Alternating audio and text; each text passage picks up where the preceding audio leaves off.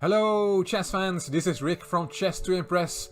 Norway Chess 2019 is upon us. It will be held from June 3rd till June 15th in Stavanger in Norway. It is the 7th edition of Norway Chess.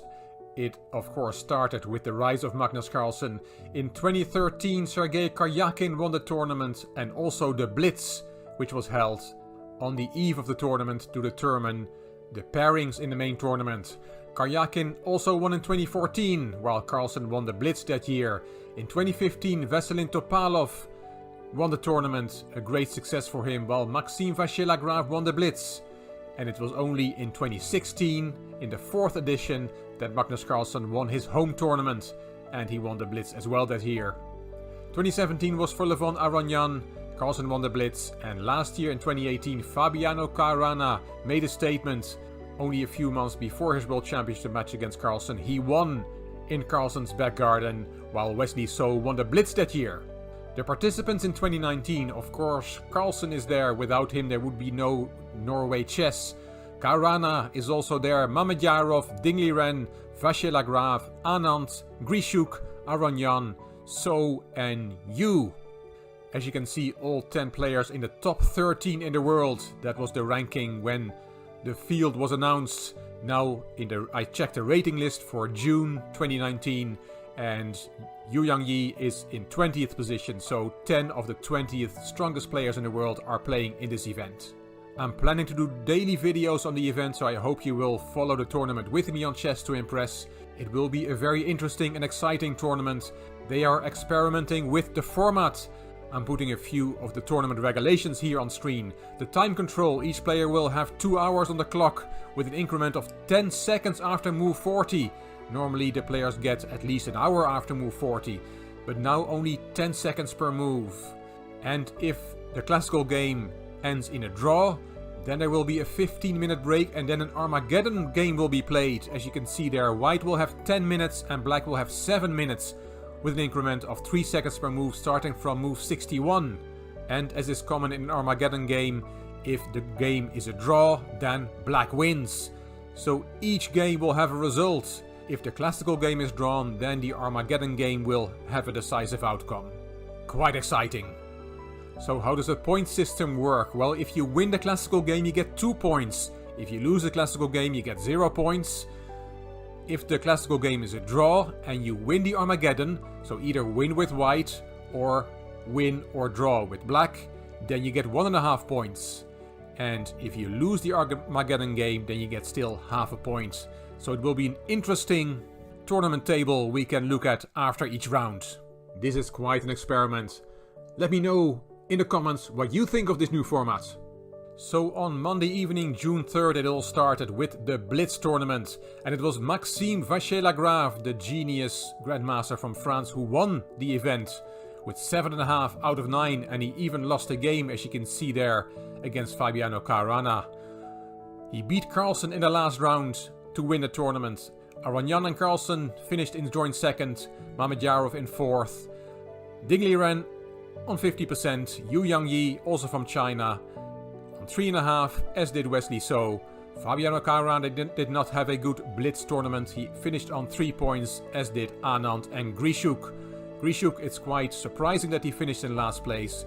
He's a 3-time World Blitz champion.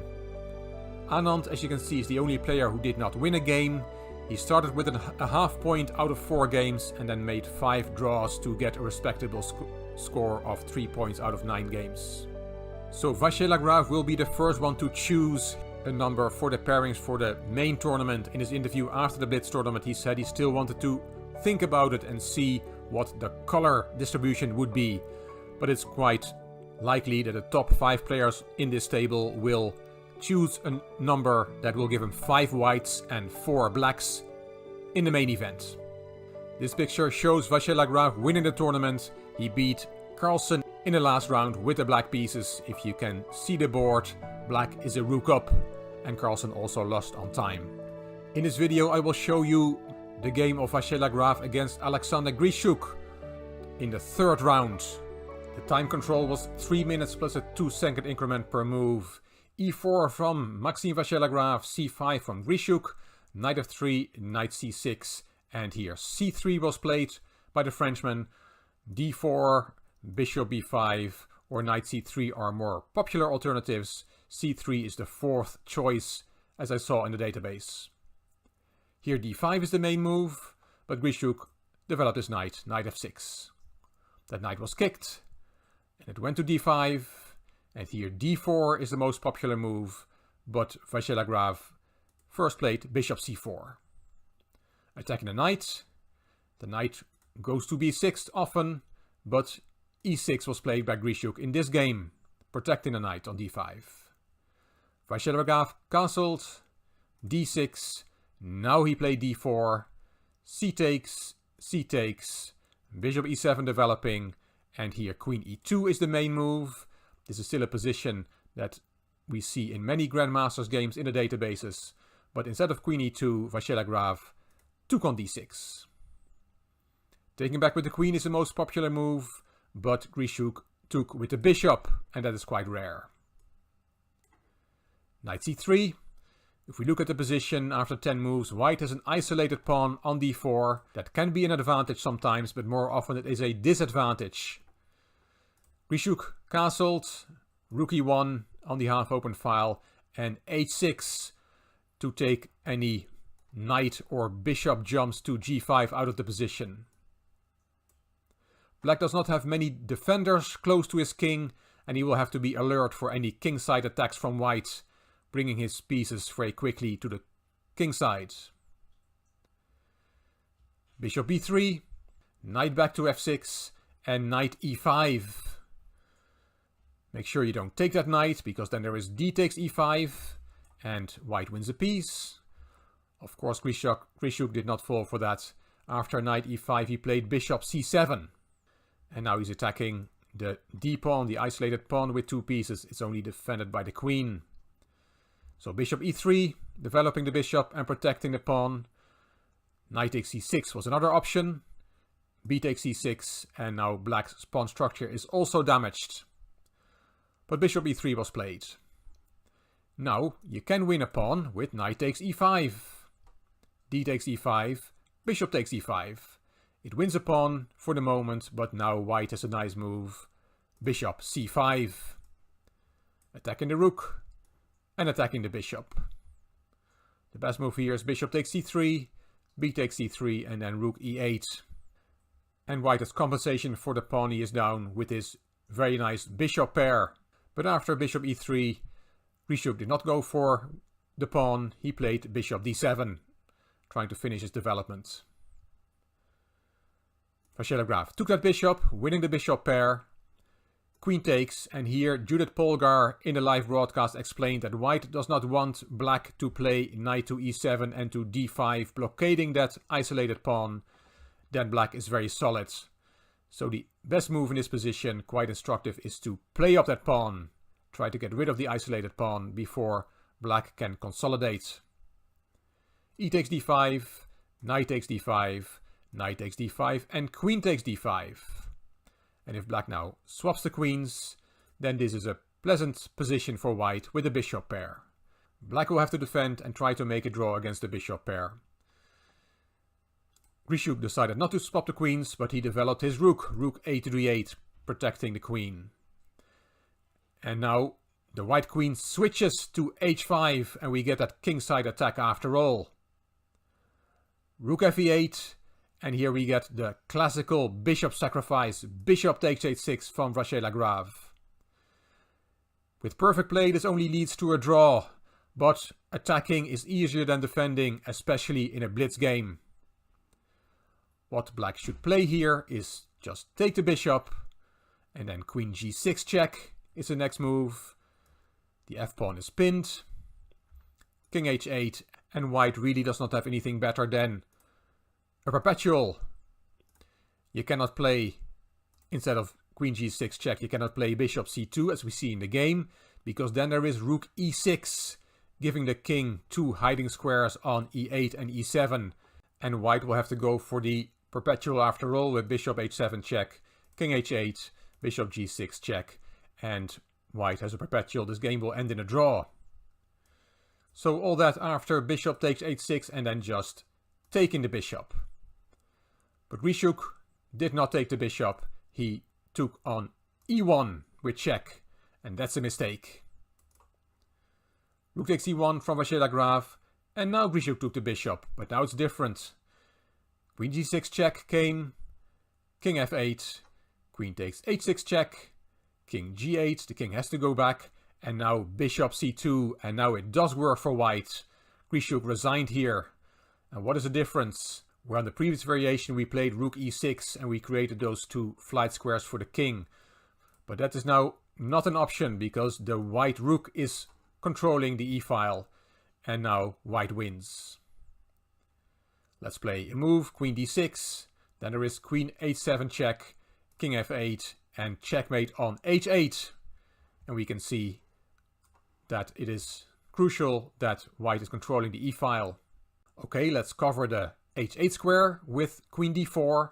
Well, then we have a classical mating combination with bishop h7 check. Every chess player should know how this goes to checkmate. King h8, bishop g6 check, king g8, check, and checkmate on f7. So after bishop c2, Grischuk saw this coming and he resigned, and Vachier Lagrave had won another game on his way to a very impressive tournament victory with 7.5 out of 9 in the Blitz event of Norway Chess 2019. And before I let you go, I have to show you what happened in the next round to poor Alexander Grischuk.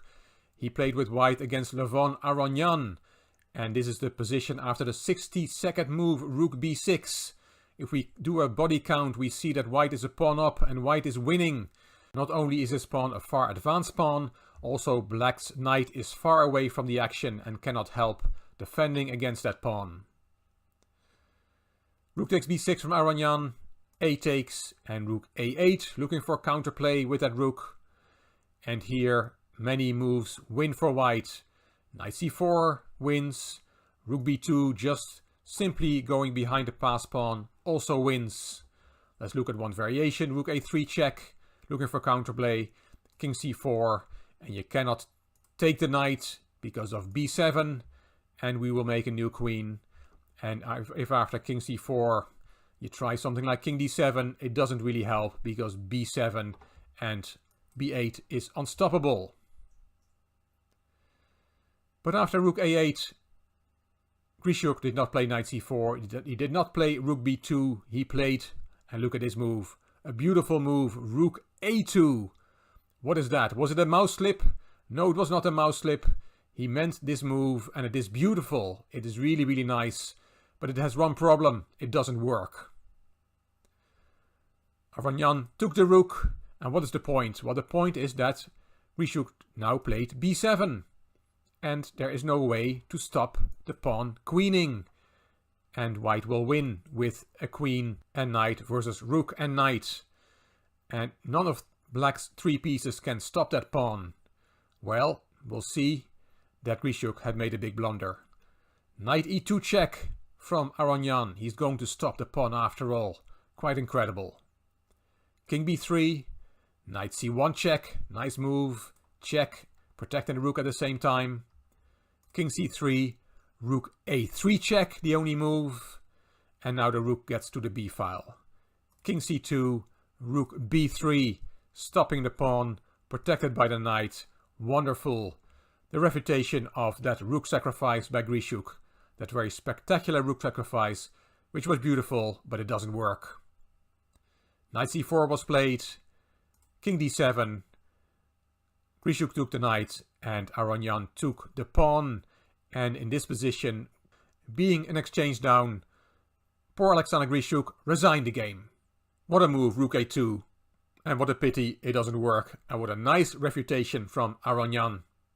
The first round of the main event will be played on Tuesday, June 4th, and I will be here after the games to tell you what happened. So if we get draws in the classical games, then we will get a 15-minute break and an Armageddon game. So each game will have a decisive result. Hope you enjoyed this video. If you did, please give the video a thumbs up. Please subscribe to the Chess to Impress channel and please leave a comment. If you liked the video, it would be great if you could share it on social media by clicking the share button on YouTube. You can find me on Instagram, Twitter and Facebook. And I hope you will follow Norway Chess 2019 with me on Chess to Impress. Thank you for watching.